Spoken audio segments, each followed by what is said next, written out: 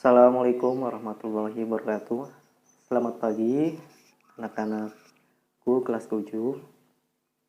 Hari ini kita akan melanjutkan materi kita tentang cerita fantasi ya. Sebelumnya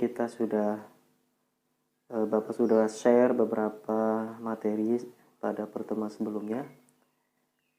Pertama, Bapak ucapkan semoga kalian hari ini sehat semua ya, tanpa ada kendala apapun.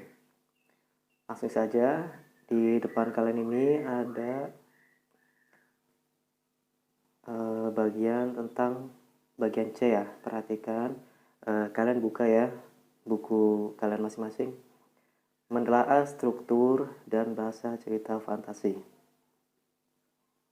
Perhatikan di sini pada kolom yang berwarna biru. Ini adalah salah satu contoh cerita fantasi.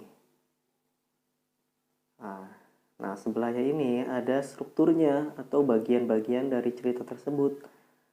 Oke, kita bahas terlebih dahulu. Apa sih struktur itu? Kalau kalian tahu rumah ya, rumah itu tidak mungkin tiba-tiba langsung berdiri ya jadi rumah. Tapi ada strukturnya, ada susunannya. Dimulai dari pondasi, kemudian ada tiangnya, ada tembok, ya, kemudian ada atapnya, sehingga jadilah sebuah rumah. Begitupun juga cerita fantasi ini ya, disusun atas beberapa bagian atau yang disebut dengan struktur. Pertama, kalian lihat paragraf pertama. Minggu pagi yang cerah, Ardi, Handi, dan Dani berada di Candi Trowulan. Mereka merupakan siswa pilihan dari sebuah SMP yang sedang melakukan tugas pengamatan untuk karya ilmiah remaja. Di tengah keramaian orang yang sedang berwisata, mereka sibuk menyelesaikan laporannya. Nah, kalian perhatikan, ini paragraf pertama. Namanya paragraf ini ya. Di sebelahnya ada struktur yang dinamakan dengan orientasi. Jadi orientasi atau bagian pembuka, bisa disebut juga sebagai bagian pembuka atau pendahuluan dalam sebuah cerita, khususnya cerita fantasi kali ini ya. Tidak mungkin kan sebuah cerita itu langsung dibuka dengan langsung sebuah permasalahan atau langsung menuju ke cerita intinya. Tidak mungkin. Tapi dibuka dulu, dibuatkan pendahuluan yang dinamakan dengan bagian orientasi ini dalam cerita fantasi. Ya, semoga kalian paham. Selanjutnya ada paragraf kedua. Tolong! Tiba-tiba terdengar suara Hardy berteriak minta tolong. Dani dan Ardi yang berada tidak jauh dari tempat itu segera berlari menghampiri. Betapa kagetnya mereka berdua melihat Handi berada di sebuah lubang dan hanya kelihatan tangannya. Dengan refleks, Ardi dan Dani berusaha menolong Handi. Tapi, terdengar teriakan keras dan mereka bertiga terseret masuk ke lubang itu. Di mana kita? Andi bertanya sambil menatap tembok sekelilingnya yang memancarkan kemilau keemasan. Tempat apa ini?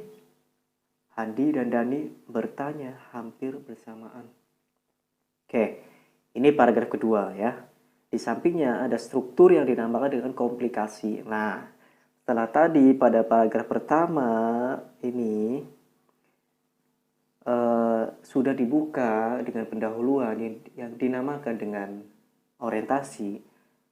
Kemudian di struktur yang kedua atau bagian selanjutnya ini sudah mulai masuk ke bagian yang namanya komplikasi ya, atau permasalahan.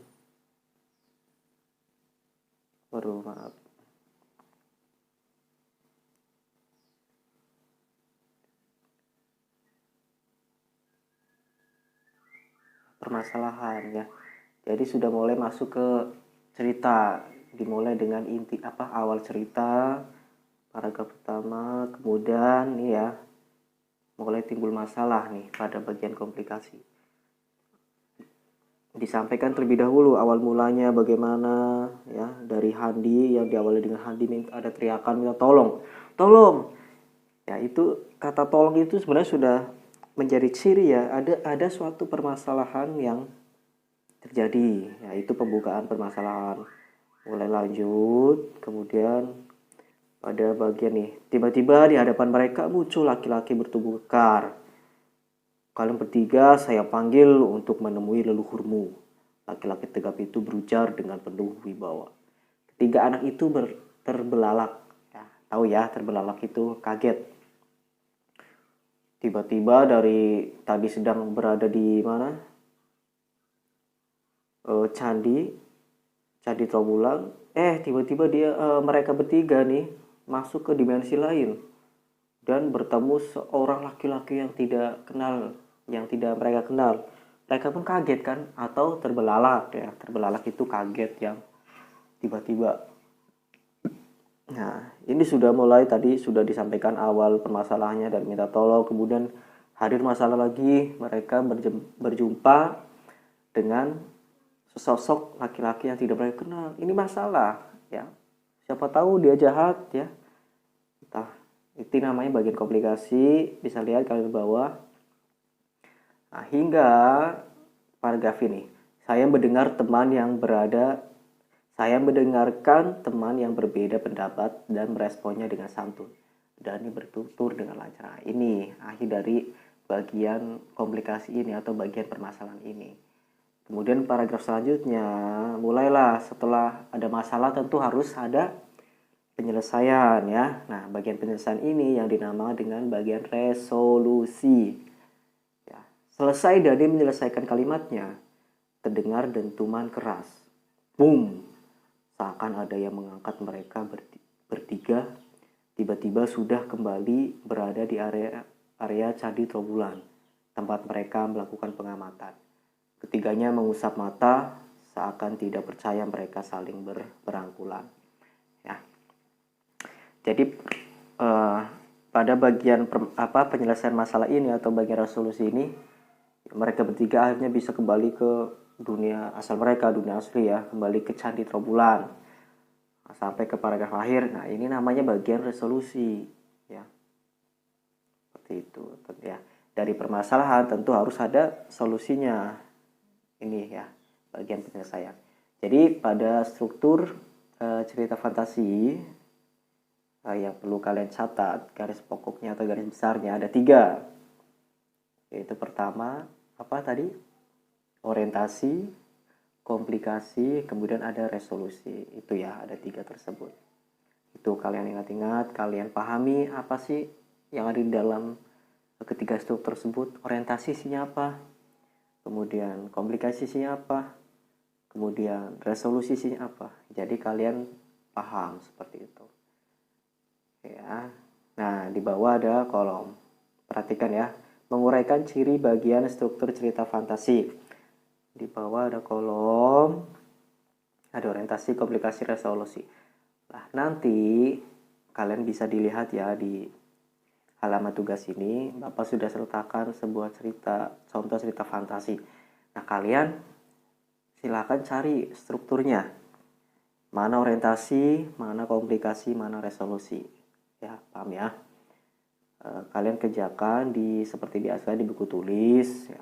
Di atasnya kalian beri nama kelas. Setelah selesai kalian foto, kemudian kalian kirim ke halaman tugas ini seperti biasa. Oke?